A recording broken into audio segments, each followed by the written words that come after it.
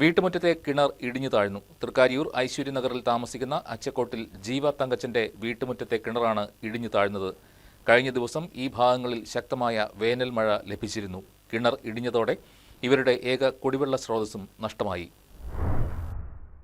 തൃക്കാരിയൂർ ക്ഷേത്രത്തിന് സമീപം ഐശ്വര്യനഗറിൽ താമസിക്കുന്ന ജീവ തങ്കച്ചന്റെ വീട്ടുമുറ്റത്തെ കിണറാണ് ഇടിഞ്ഞു താഴ്ന്നത്. കോൺക്രീറ്റ് റിങ്ങുകൾ ഉപയോഗിച്ച് ഭിത്തിക്ക് ഉറപ്പുവരുത്തിയിരുന്ന കിണർ പൂർണ്ണമായും ഇടിഞ്ഞു താഴ്ന്നു. ശനിയാഴ്ച രാത്രി 12:30ഓടെയാണ് സംഭവം. വൈകിട്ട് ഈ ഭാഗത്ത് ശക്തമായ മഴ ലഭിച്ചിരുന്നു.